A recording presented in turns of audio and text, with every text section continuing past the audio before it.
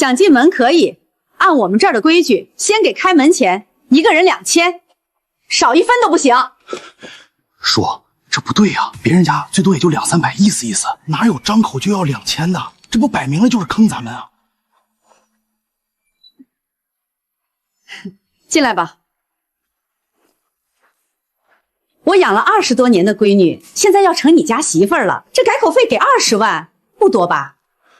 这事儿您之前没说过，我现在上哪儿凑20万去？亲家母，大额取钱都得提前预约，要不先让孩子们把婚结了，这钱明天我就去银行办贷款给你送过来。贷款？连这点钱都拿不出来，我闺女嫁过去跟你们喝西北风啊！亲家母，明远现在是厂里的高级技工，1个月也能挣7、8千呢。雨桐嫁过来肯定不会受委屈的。7、8千？我闺女一个包都不值这个数。今天我把话放这儿，必须20万，少1分都不行。雨桐，你跟明远处了3年，你妈临时要这20万，你就没有什么想说的吗？连这点钱都舍不得拿出来，我怎么敢跟你儿子过一辈子？我陆建国干了一辈子机床，手艺在厂里数1数2，没想到今天会因为钱被人这样刁难。亲家母，这里是18万，图个吉利，您看行不行？说20万就是20万，少1分都不行。再耽误下去就要错过吉时了。这2万我先打个欠条，下个月发工资立马补上。不行，今天见不着现钱，这婚就别结了。林主任，您倒是说句话呀！我在您手底下干了半辈子，这钱我肯定。家里的事情都是他妈妈做主，不结就不结。明远，你别冲动，咱再想想办法。不结就不结了，结了也填不满这无底洞。开门钱1人2000。我们给了，现在又冒出20万改口钱，等改口钱给了，是不是还有上车钱、下车钱？你们这是把我当冤大头耍呢！你这是什么话？彩礼18万8，我们1分没少给。市中心的房子首付我们掏了，3金也按你们要求买了。你们倒好，一回接一回的狮子大开口。你们给的赔价是啥？机床残4倍。叔，您这话什么意思？什么意思？我说你们一家就是吸血鬼。明远说爱我，连这点保障都不肯给我吗？保障？这不是保障，是卖闺女。你们就是得寸进尺，这就是个无底洞，永远填不满。这20万我宁愿拿去扔了，今天也不给你们这个钱。就你们家那点出息，舍得把钱扔了，在那装什么？有本事你倒是扔啊！对，有种你扔啊！穷鬼装什么大款？话都说出去了，看你怎么收！我看他就是嘴硬，2万块都拿不出来，还在这吹牛。卖破烂喽，买到就是赚到，过了这村没这店喽。老陆，你干啥去？爸，道长，你刚才喊的买到就是赚到，这箱子里是什么东西？凭啥买到就赚？天机不可泄露，赚不赚看缘分，看胆量。多少钱？你身上有多少，它就值多少。18万，全归你。这箱子我要了。成交。老陆，你疯了吧？18万的现金，你拿去买一箱破铜烂铁？我说他刚才装什么硬气呢？原来是脑子让机油泡坏了。18万买一箱锈铁。陆叔叔，您这是宁可把钱扔了，也不愿意进我们林家的门是吧？我刚才说过，这钱宁可扔了也不进你家门。现在我说到做到，这箱东西比你家那几床破残4倍值钱多了。还嘴硬，一箱破烂能逼出花来？陆明远，你爹这是要把你们一家拖进火坑。雨桐，3年了，你妈一次次加价我都忍了，可你刚才那句凭什么相信我能给你好日子，彻底让我看清了。陆明远，你什么意思？意思是到此为止。好得很，你们一家穷骨头，今天敢推我女儿的婚，将来有你们后悔的。后悔？我陆建国规规矩矩干了一辈子机床，今天头一回赌，赌的就是这世道不能光让有钱人横着走。爸，您慢点，这玩意儿少说100多斤。100多斤的废铁，18万买的。老陆，你今天是不是真被那骗子骗了？那道人说回家再开，急不得。还开什么开？我看就是一箱破铜烂铁，开出来还得倒贴钱找人拉走。爸，没有锁，就是锈死了，我去拿撬棍。好。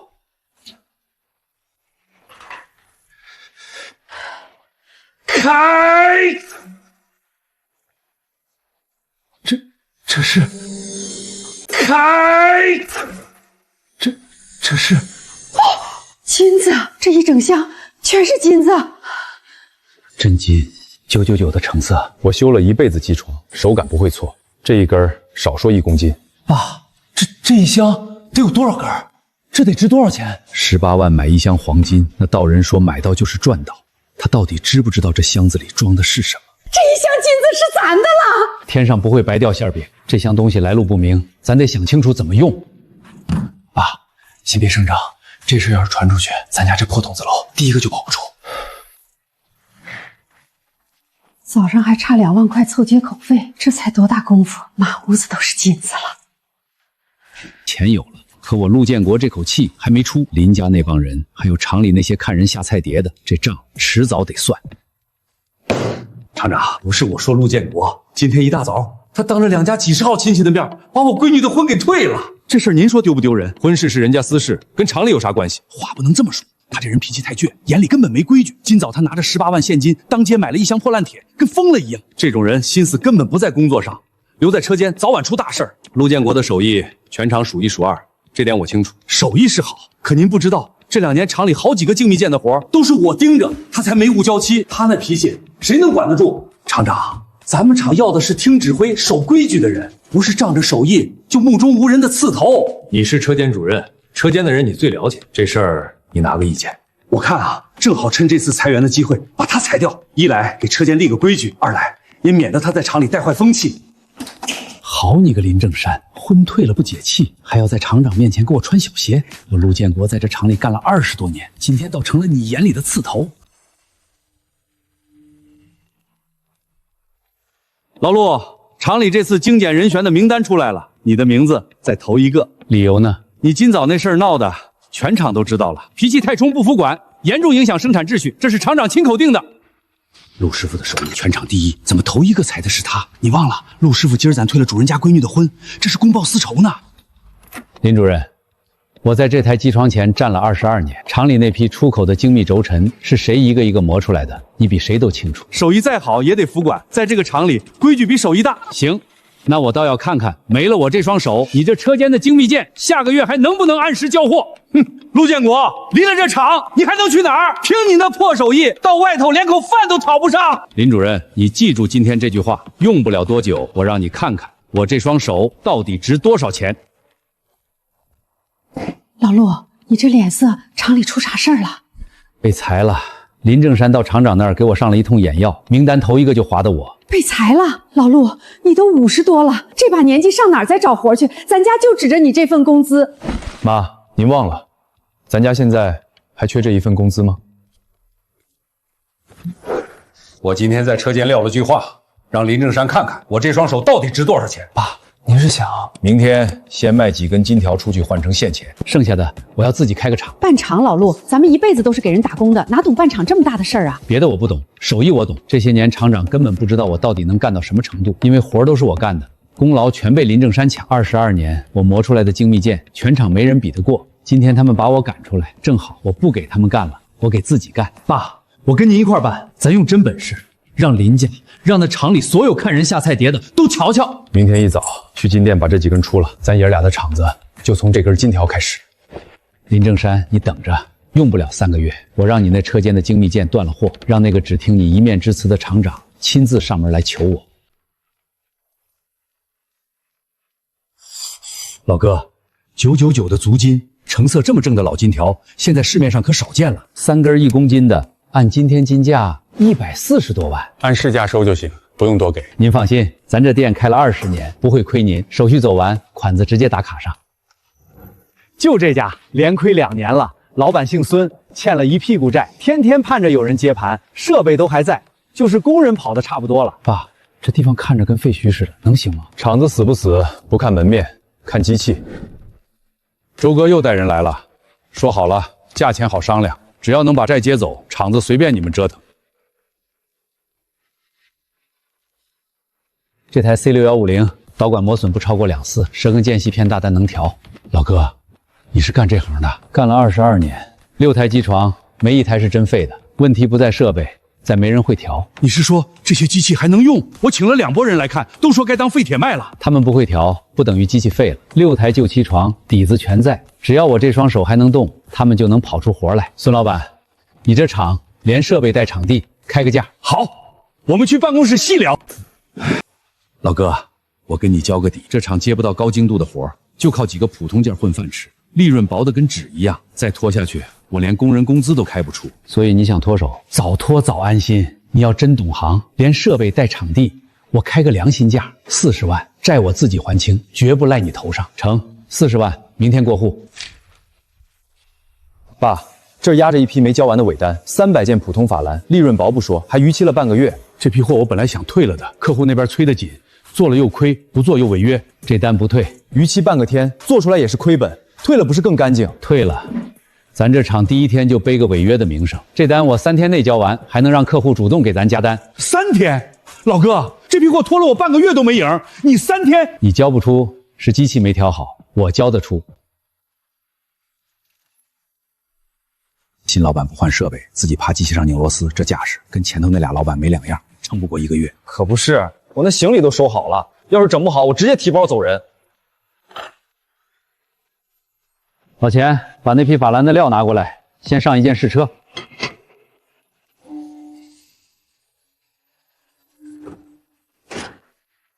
你量量，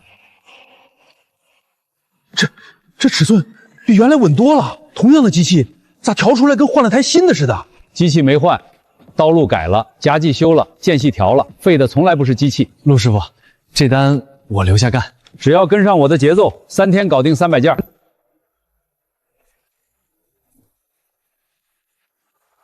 你们这厂换老板了，那批法兰拖了我半个多月，今天我把话撂这儿，交不出来就赔钱，别跟我扯别的。赵总，进来验货。这才1天，原来那老板拖了我半个多月，连100件都凑不齐，120件全是合格的，你随便挑一件验。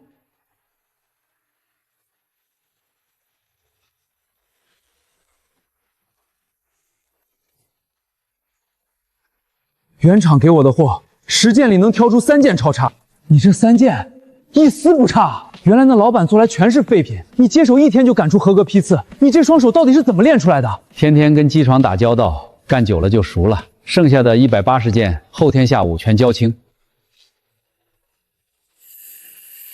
老陆，我手里还有一批件，精度要求比这高得多。原来那供应商一直交不出来，我4处找厂都没人敢接，你们能做吗？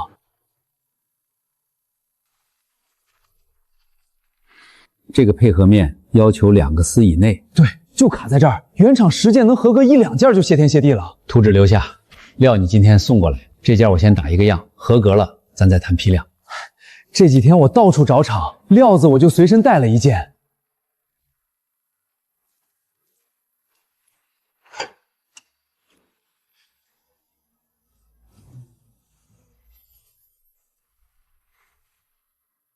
上检测仪。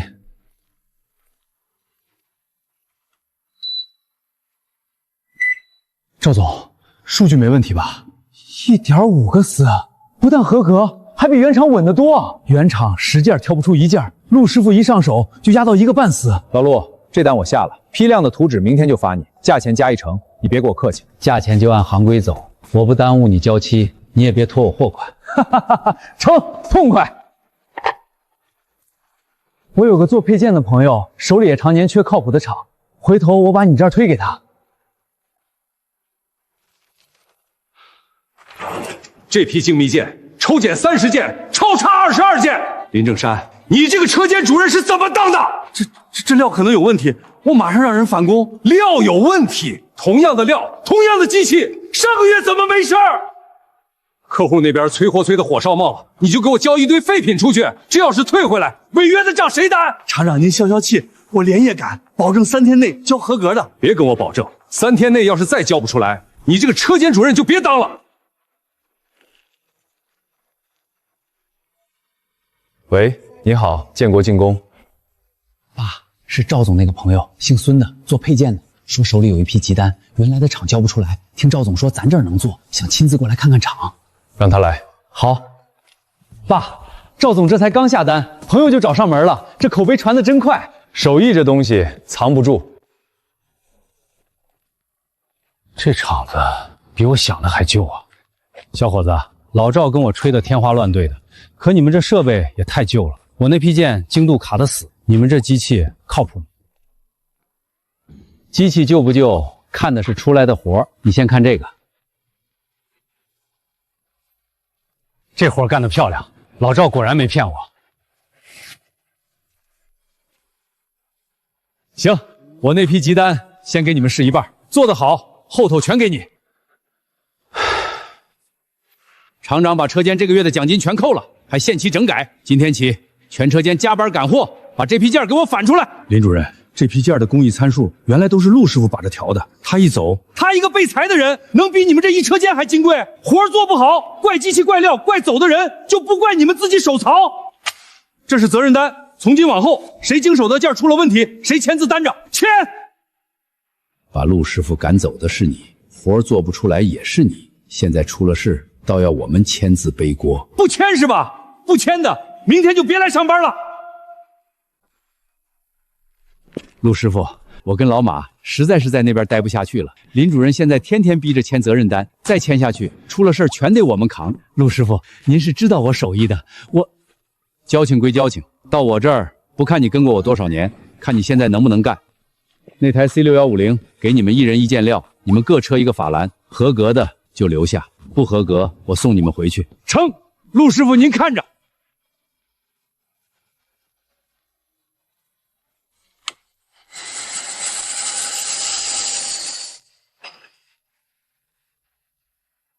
差了半个丝，你几劲给猛了，刀让铁屑顶着走偏了，重来。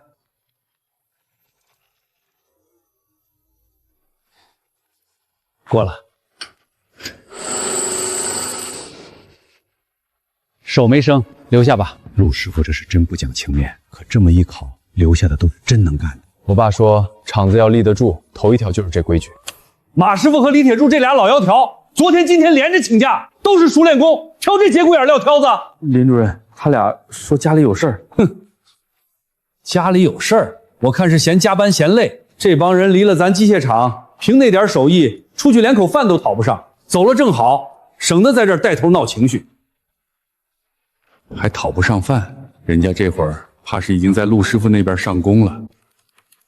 爸，赵总的批量单还没交完，孙老板那半批急单又压上来了。刚才又来了个新客户的高精件，照这产能，光靠您一个人调机把关，根本扛不住。你的意思是？我想了一下，得排个期，哪批先交，哪批后交，几台气窗怎么分，谁干粗活，谁干精件，都列清楚，不能再让您一个人从早盯到晚。你来管排产和分工，我专攻技术和最后一道关。爸，您把关键工艺交给老钱、马师傅他们，我把流程定下来，这样产能才提得上去。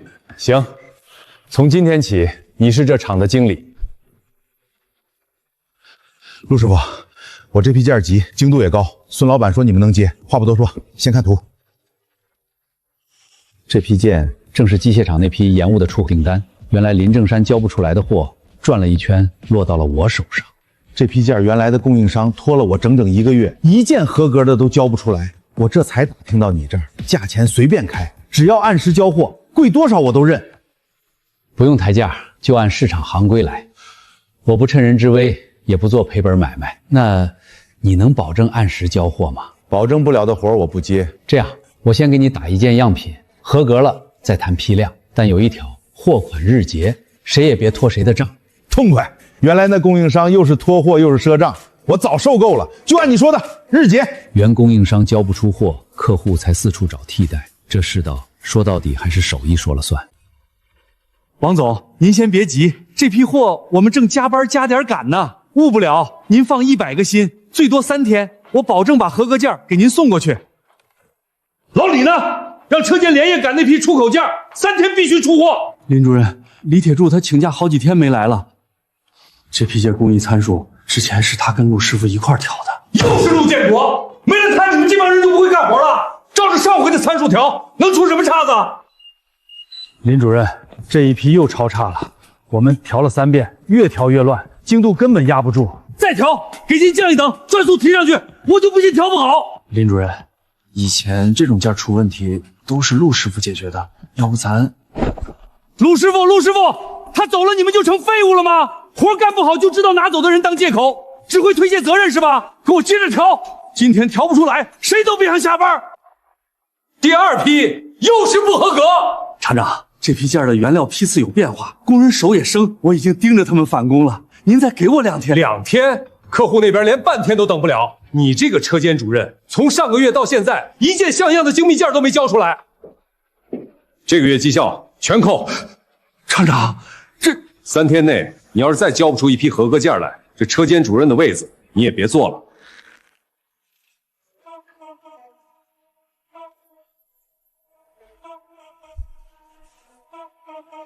明远，上餐仪。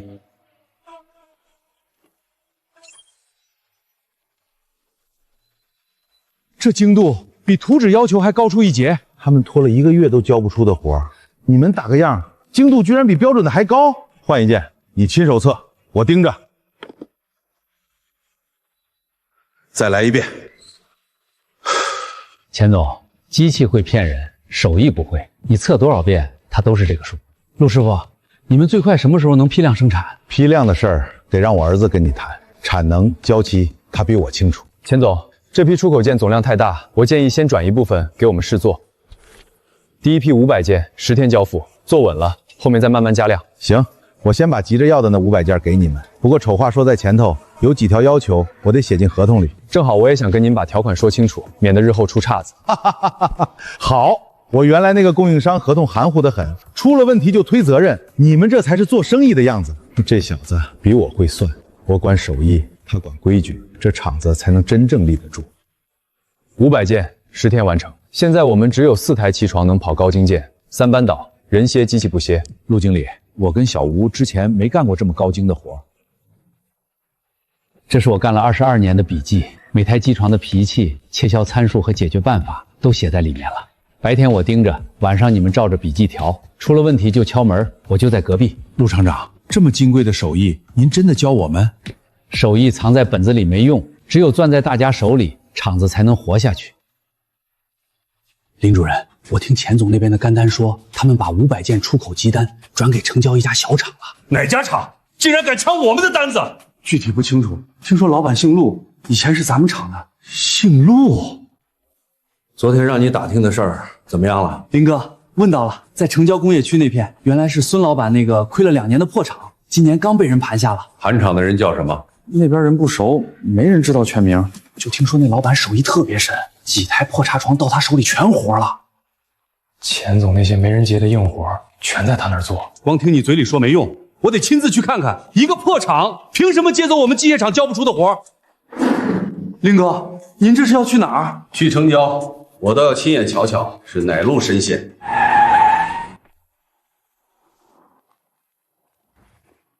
林哥，那小子怎么看着这么眼熟？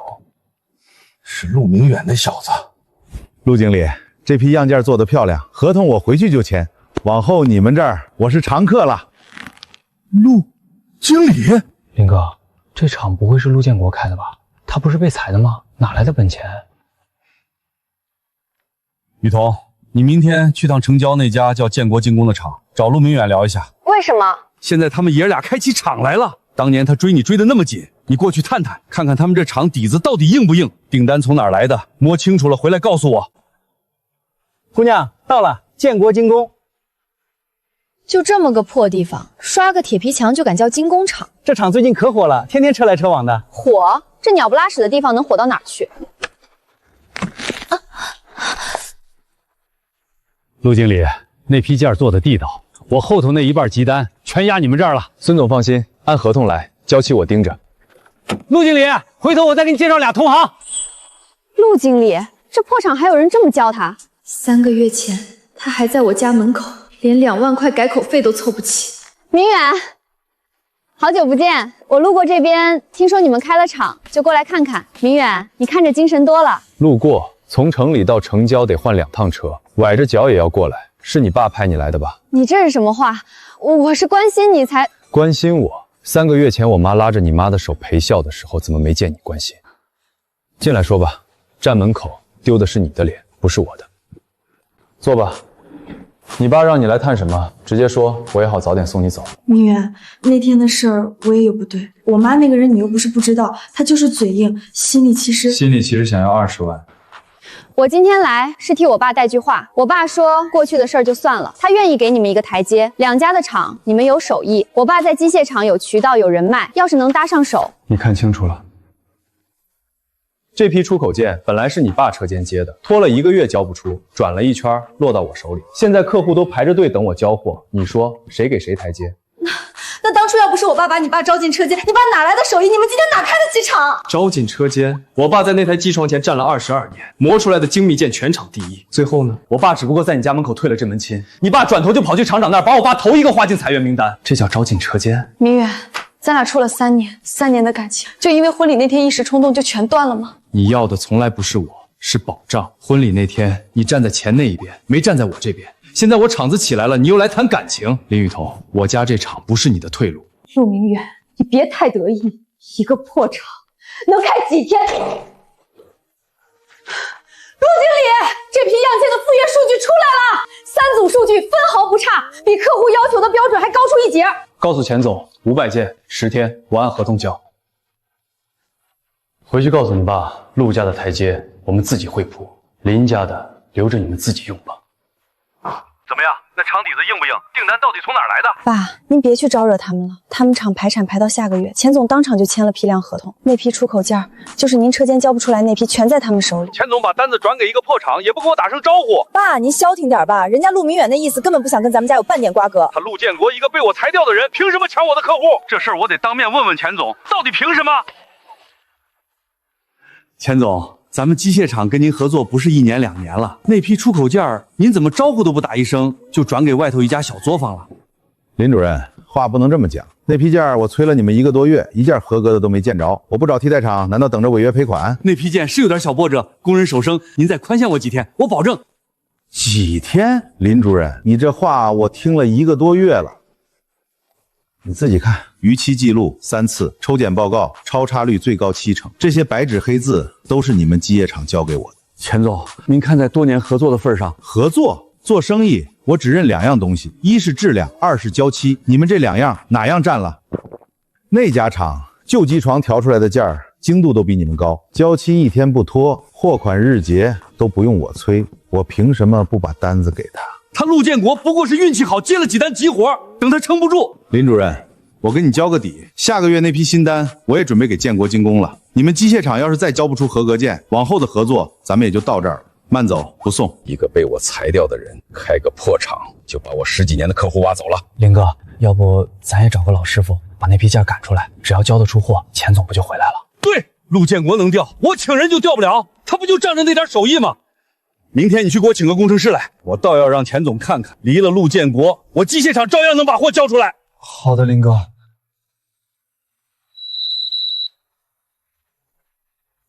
林哥，这位是老郑，省城来的，专调精密机床，20年的老手。郑工，可把您盼来了。这批出口件您给瞧瞧，到底哪儿出了毛病？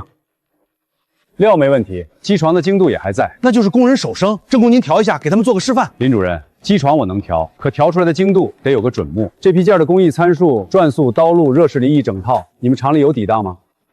林主任，这套参数原来是陆师傅一个人盯着调的，他走的时候关键的那几项没归档。没归档，那就难办了。这种高精件差一丝就报废，不是我围着机床转2圈就能凭空变出来的。我先尝试一下吧。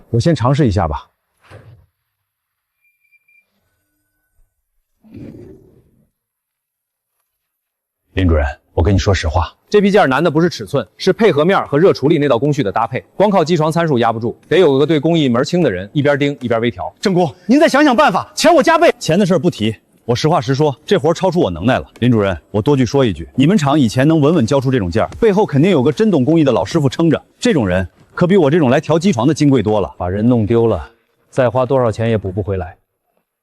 撑着的那个老师傅，不就是被他亲手赶走的陆师傅吗？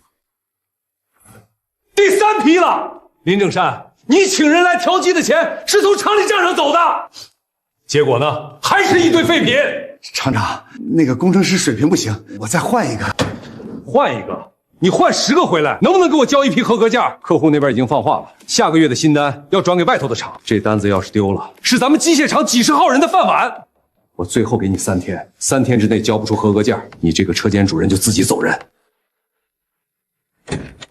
林哥，要不我们就去求求陆师傅吧，毕竟这批货要是交不出去，厂长肯定饶不了我们。求他？我林正山这辈子就没求过人。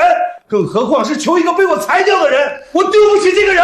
可是林哥，我们现在没有别的办法了啊！再拖下去，不仅你这个主任当不成，我们都得跟着倒霉。不行，我就是拼了命也不会去求陆建国，我就不信离了他陆建国，我林正山就干不成事儿了。那我们现在怎么办？你再去给我找几个工程师来，不管花多少钱，都要找到能做这批活的人。可是林哥，郑工已经是省城最好的工程师了，他都做不出来，别人更不行。让你去你就去，哪那么多废话？找不到人，你也别回来了。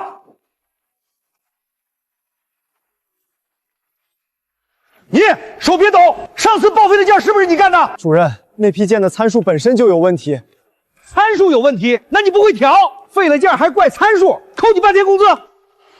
陆师傅在的时候，参数都是他亲自调，工人只管干。现在可好，问题都推到工人头上。钱总这个老东西又催，都给我打起精神！谁再出废品，这个月奖金全扣。这几批高精件的交付节点，我让你查的，对清楚了。这些交得准、过检快的单子，全是陆师傅在把那阵子弄的。这么多年，凡是交得出去的好活，全是陆建国做的。报上来的时候，全成了林正山管理有方。把林正山叫过来，我要当面问问他。厂长，林主任一早出去了，说是去城郊办点事儿。城郊？爸，钱总下个月那批新单也定了，咱产能得提上去。我想再招2个熟练工。招，规矩照旧，现场考活，合格才留。爸，是门卫打来的，说林正山来了，要见你。让他进来。他能放下那张面子来找我，怕是厂里那边已经被逼到墙角了。林主任，稀客。老陆啊，最近厂里接了批出口件，工人调不好，你手艺好，可以帮厂里这一把吗？奖金按项目算，绝不亏待你。林正山，3个月前是谁把我划进裁员名单的？那都是误会。你跑去厂长那儿说我脾气差，不服管，影响生产。现在交不出货了，又舔着脸来找我。老陆，话不能这么说。当年要不是我把你招进车间，我是自己考进去的。你少往自己脸上贴金。林主任，我把话说清楚，我现在不是机械厂的人，也不欠你林家半分。我这厂自己有活干，没空伺候。陆建国，你别给脸不要脸！你这破厂能撑几天还说不准。陆厂长，下个月那批新单的排产计划，我们钱总让我送来，请您过目签字。这位是机械厂的吧？正好。我们钱总有句话，劳烦你带回去。机械厂要是再交不出合格件，往后所有订单全转给陆厂长。全转给他。林主任，我这厂能撑几天，你不用操心。你该操心的是你下个月还有没有活干。爸，他这么灰溜溜回去，厂长那边怕是不会放过他。他自己造的孽，自己受着，咱自己的活还要干呢。和陆建国谈的怎么样了？请不回来吧，陆建国现在恐怕懒得理你。厂长，刚刚在那边遇到钱总助理，他说咱再交不出货，所有订单全转给陆建国。所有订单，林正山，看看你做的好事儿。这批精密件一次过检，陆建国在榜。这批，还有这批，交付节点全跟陆建国在榜的时间严丝合缝的对上了。这么多年，凡是咱厂交得出去的高精件，全是陆建国做的。可这些功劳报上来的时候，怎么全成了你管理有方？厂长，这都是巧合，那也不光是陆建国一个人的功劳。巧合？老刘，你来的更好。我问你，这几批高精件到底是谁把的关？你当着我的面说。厂长，是陆师傅，所有的流程全是陆师傅一个人盯着调的，我们都是照他定的参数干。你把他的本事继承你的管理，最后还把人赶出去。林正山，你这是亲手把厂里的顶梁柱给拆了。从今天起，停掉你车间主任的奖金，这事儿我要往上报。你给我写一份书面检讨，这几年压工抢工、逼工人背锅的事儿，一条一条交代清楚。厂长，书面检讨要是报上去，你这辈子能不能保住，就看你经不经得起查了。该死的陆建国，原来这么多年藏了这么多东西，我不会放过他的。哟，主任回来了，脸色怎么这么难看？别提了，给陆建国摆了一道。你急什么？那破厂能撑几天？撑不撑得过，不是你说了算。你还有脸笑？一个男人都拿不住，我白养你这些年了。我拿不住，要不是你突然加20万改口费，陆明浩现在还得乖乖听我的。我家不还是为了你？我哪知道他家还有能力开厂接单？他家现在接的就是我车间丢的那批出口单。你说什么？是不是钱总那一批？是不是厂长催你交的那批出口件？彤彤啊，你跟陆明远到底还有没有话说？妈，你又想干什么？人家厂子起来了，咱们当亲家的怎么能眼睁睁看着外人占了便宜？雨桐，听说陆明远他们家开厂了，现在可火了。火什么火？一个破作坊。哎呦，当初可是你先嫌弃人家的哦，现在人家发达了，你后悔不？你说我们两个还有没有可能？雨桐，感情的事不能光看钱，陆明远现在可不一样了，他未必还……是啊，他看我的眼神都不一样了。钱总，检查全过了。陆厂长，我做这行10几年，可以做得这么好的，你是头一个。这批之后我再加200件，还是这个价。钱总，单我接。不过有句话我得先说明白。你说，钱总，我们厂关键工艺全压在我爸一个人手上，他要是哪天抽不开身，这产能当天就得断。我正想说这个，你们这手艺确实厉害，可我要的是长期合作，你得保证产能稳定，不然万一陆厂长哪天其他事情耽搁了，我这单子找谁去？他说的对，这厂要活下去，就不能只靠我一个人。给我点时间，我把产能拉上来。从今儿起，我把我会的教给你们，你们学会了，后面得你们自己来了。陆厂长，这么金贵的手艺，您真舍得教？手艺攥在我一个人手里，做不大，把你们教会了，才是厂子的根。陆师傅，陆厂长，我们两个是机械厂出来的。先别叙旧，机床在那儿，1人1台，照着图纸跑1件出来，合格就留下。陆经理，厂里现在乱套了，林正山天天逼我们签责任单，他自己一身干净，不签就给你穿小鞋。我知道了，你们放心，我们这里凭手艺吃饭，不靠签谁的字。喂，建国进攻。你好，我姓王，钱总介绍的。听说你们厂长能把旧机床调出高精度。陆经理，钱总跟我吹了半天，说你们这儿能跑出高精度，就这设备行吗？王秘书，机器好不好，看的是人。这是我们手里最难的一件，公差卡得死。我不听你说，我看数据，你现场给我抽1件复测。明远在，按正规流程带人付钱。王秘书要看哪件，仪器、记录、签字，一道都不许少。王秘书，您看屏幕，这件您要的关键尺寸。这是旧机床跑的，机器骗人，手艺不骗人。您再点哪件验哪件。董事长那批没人敢接的活有救了。是董事长，数据我拍给您了。对，旧机床亲眼看的，绝不掺假。好，我现在就谈。陆厂长，我们董事长想跟你们签一笔长期订单。多大的量？头1年1000万级，后面只多不少。不过这么大的量，我不能压在你一个人身上，你得扩产。我要的是一个厂，不是一个老师傅。已经在扩建了，这单我接得住。那就先这么定，下周送合同过来。1000万的单子，陆家那破厂接了个1000万的单子。你听谁说的？你王阿姨在客户群里听来的，传遍了。陆家眼看就要发财了，咱们当初要是没……不能再等了。你明天去厂门口拦他，这门亲事咱们林家不能就这么白丢了。妈，我去了还不是丢脸？丢脸？跟1000万的单子比，脸算个什么？明远，我等你好久了。林小姐，有事儿？你别这么生分，那天的事是我妈糊涂，我心里一直过意不去。你当着那么多人的面悔婚，突然加20万，也是你妈糊涂。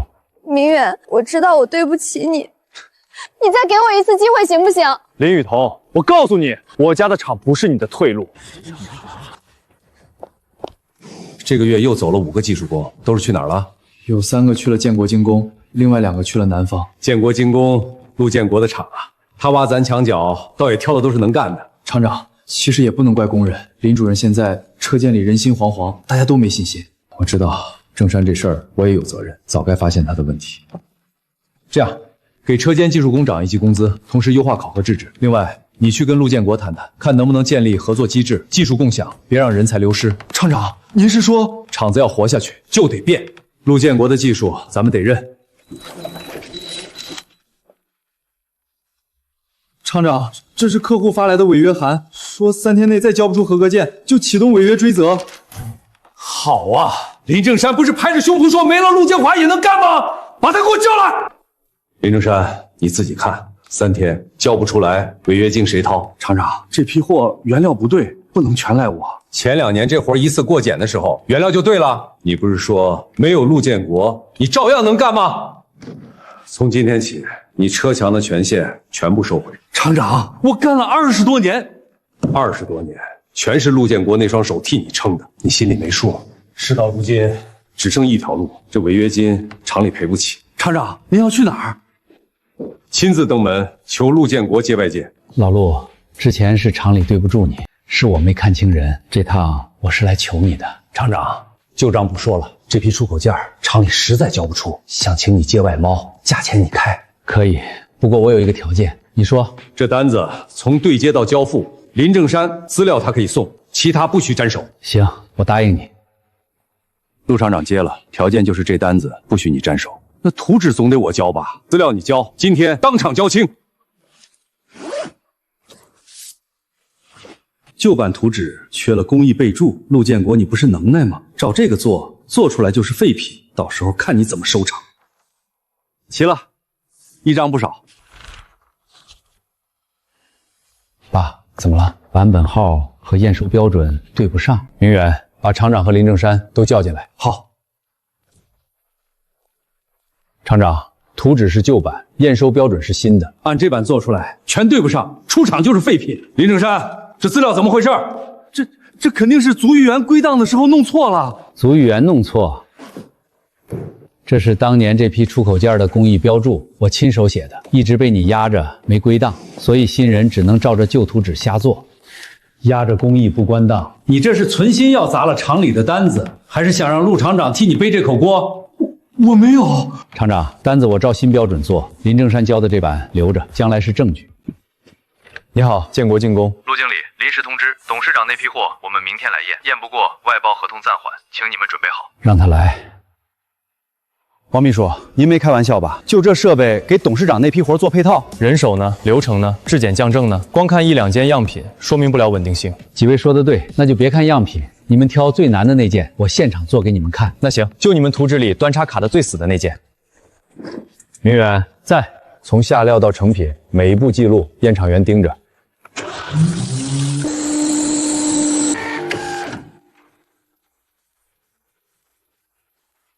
薄壁厚度，关键尺寸。壁这么薄，偏差这么小。陆厂长，是我刚才说话冲了，我们厂的老线都未必跑得这么稳，机器好不好看的是人。几位再挑哪件验哪件。不用了，正式供应商资质给你们了。陆厂长，有件事不知道该不该说。您说。集团手里还有一批进口替代件，很难做，没人接，你们这工艺可以试试。陆厂长，进口替代件的事儿先别急着应，东西我带来了，你看了再说。图纸呢？我们手里只有这个，就这一只磨坏的旧件，让你照着它做出能替代进口的新件来，难就难在这儿。尺寸不难，难的是材料和配合。怎么说？你看这磨损不均匀，说明它工况苛刻，受力不稳。要做替代件，光把尺寸量准没用，得吃透它的材料排号、热湿处理，还有它跟整机的配合间隙，差一点装上去就早磨废。那陆厂长，您接不接？明远，钱总和王秘书这几批单子的利润够不够添2台设备，再请几个师傅？紧巴点，够。用订单的利润滚动扩产，这单进口替代件接了。陆厂长，痛快！这单要是成了，你们厂就真站到牌桌上了。陆厂长，是不是设备不行？要是设备的问题，整条线都该飘，不会就这一处抖。那是出在热处理和材料稳定性，内里的组织不均，受力一到那个点就软，光靠咱们自己磨不出来。明远，办3件事儿，你说。第一，请个懂热处理的师傅；第二，找一家热处理厂合作，热处理这道外界给他们把关；第三，质检流程再加一道，专测组织稳定性，别让内里的毛病溜出厂门。陆厂长，你这材料娇气，还火温度得卡紧，差10度都不行。您定，这道听您的。都过来签字，谁不签，这个月奖金别想要。林主任，图纸是旧的，参数没给全，做出来报废，这单我不签。陆师傅在的时候，从没让我们背过这种锅。你们这是反了！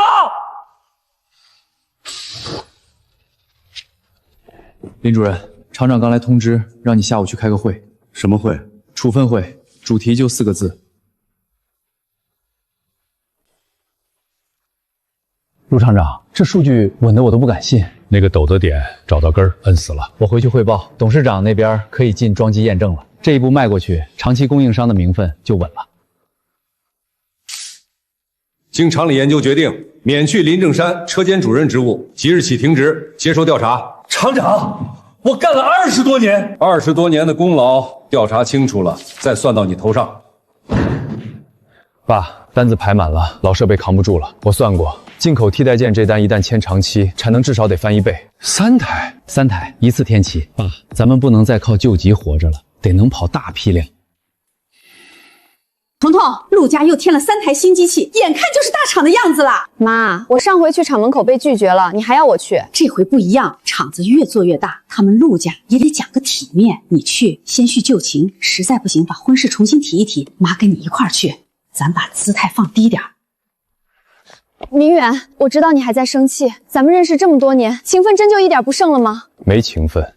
那婚事呢？彩礼的事儿可以再谈，重新谈。你要谈的从来不是我，是我家这厂子。这话别再说了。明远啊，都是一家人，何必呢？一家人，林太太。婚礼那天临时加20万，1分都不肯少的时候，怎么不说一家人？现在我们家来了1000万的单子，你倒认起亲来了。当初嫌我们拿不出20万，把我儿子当叫花子撵。现在这厂没你们林家没关系，一家人这3个字，你们家不配说。妈，我们走。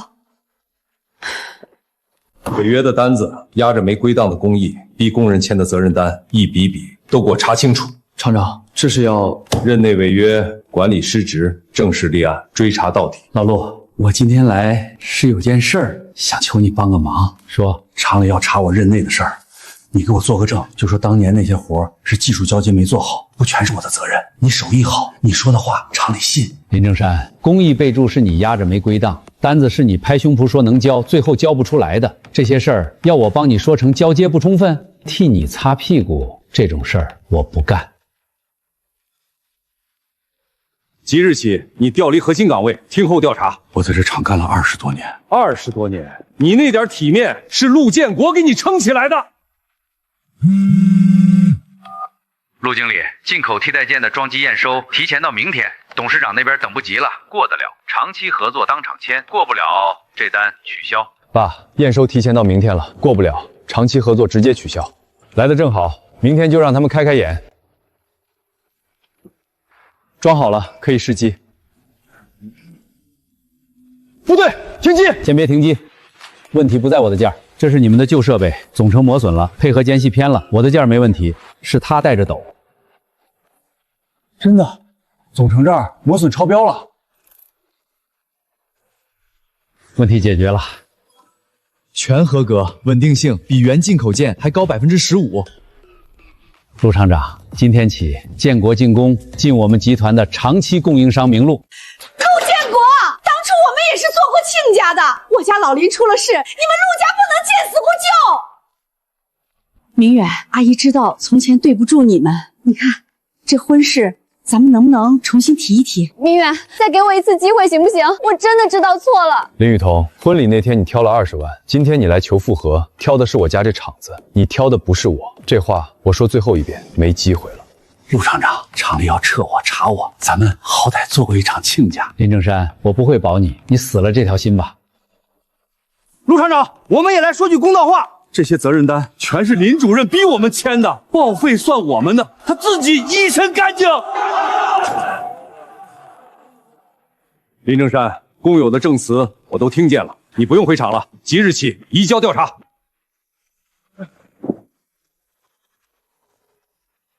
爸，您来接。老陆，没想到这辈子还能有这一天。当初林家逼工友签责任单的时候，我就想好了，我这双手救的是工友的饭碗，不是林家那张脸。属于我的事业才刚刚开始。